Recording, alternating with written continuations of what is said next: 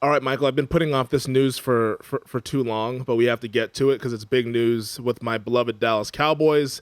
Their all-pro offensive tackle Tyron Smith, who made the blue chip list. We're doing this blue chip, red chip series. When we did the offensive tackles and the offensive line episode, Tyron Smith was a blue chip for the tackles, but he has suffered an avulsion fracture of the knee, which in layman's terms is the hamstring tendon that sits on the back of the knee pulling off the bone, so he's going to need surgery.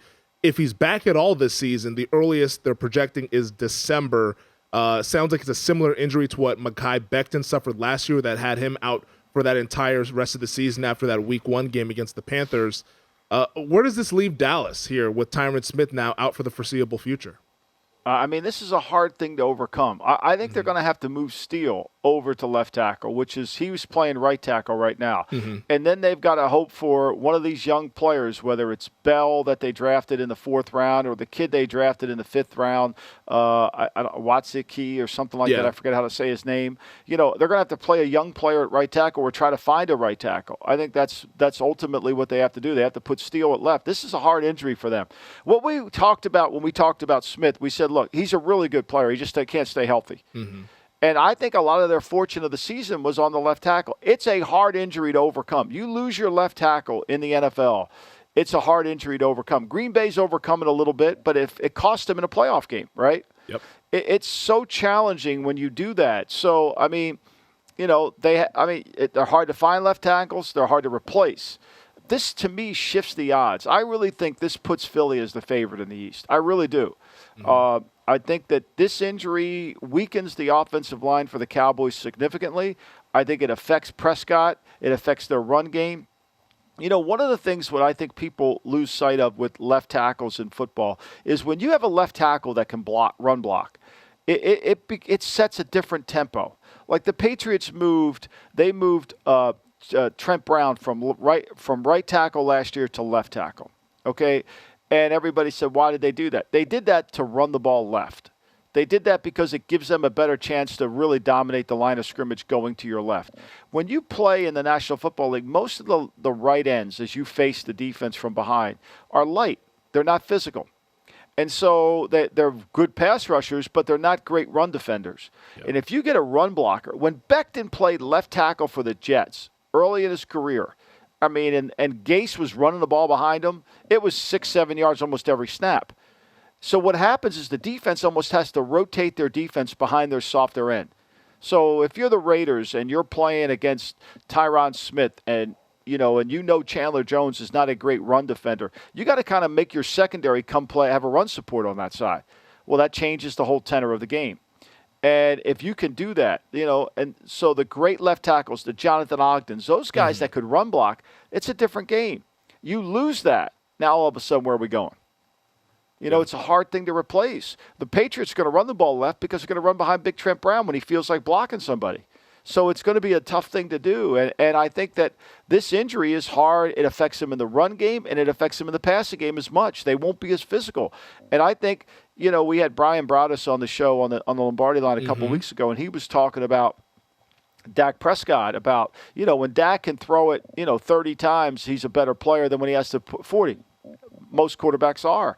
I think this affects Elliott. I think it affects Pollard. I think it affects their running game as much. Yeah, and here are the stats to back it up here from Paul Hembakaitis, the producer over for Get Up over at ESPN. The Cowboys rushing left since 2019, so running to Tyron Smith's side. When he's on the field, it's 5.4 yards per rush. When he's off the field, it's 4.3 yards per rush. That's a full yard less when Tyron Smith is off the field. Then also Dak Prescott in play action since 2019. His quarterback rating 78 when Smith is on the field, 47.2 when Smith is off the field. Like you mentioned, it's going to affect the run game and the pass game. And as a fan, Smith hasn't played since a full season since 2015. So I always wonder, why wasn't the team ready with some kind of contingency plan? Because he's been a guy who's been hurt over the last several years here. So it's almost to me like the front office maybe dropped the ball here. Well, they did last year. Remember they signed Tyneschke. They thought he could be the swing tackle for them, and that didn't work out, right? So they've tried. I mean, they've tried to carry him. They've tried to manufacture it, but they've got areas where they've got some money going somewhere else, and they couldn't get to it. I think most fans misinterpret what a true great left tackle can do because it's the run game. It's the run game that really helps because most teams run the ball to their right. Most teams are right-handed.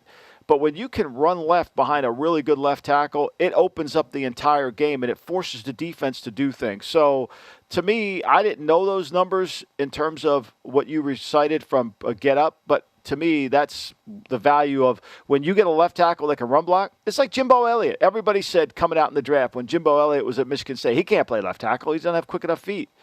Well, he can run block. And he's good enough to block the edge, and he gave that Giants that left side running game that they desperately needed. So I think there's a misconception about that. Yeah, the first-round pick for the Dallas Cowboys, Tyron Smith, out of Tulsa, was supposed to be the left tackle in waiting when Tyron Smith eventually hung him up here. They might have to kick him out. They might kick him out and put McGovern in there. I mean, they could do that too. Now, I thought Tyron Smith is getting better. I mean, he can't hold. It's a tough challenge to go as a young player to go in there and play at left tackle. But, I mean, they may have to do that. The guy's big enough. He's 6'6". I mean, he's over 6'5", right? So he's big enough. He's got enough arm length. I'm just trying to look up his arm length at the combine here. He is he's physical, 34 arm, 10 hand, 30 and 10 3/4 hand. Oh, fuck. He's got those big hands, Femi. Oh, that's just what I want. That's just what I want. You see the mitts, Femi, the weapons. When you have a hand like that, they're fucking weapons. That's what he would say. Yeah, there you go. He's got those heavy hands that can move people here. But the Patriots, there's been rumors about them potentially shopping Isaiah Wynn. Do the Cowboys maybe call up your buddy Bill and maybe get themselves a left tackle who has some experience?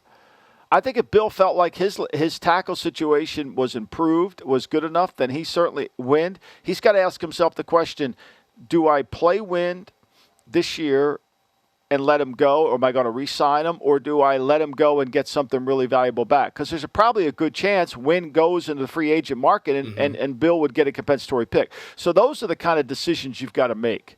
Yeah, those are what you kind of have to look at. So, but to me, Dallas.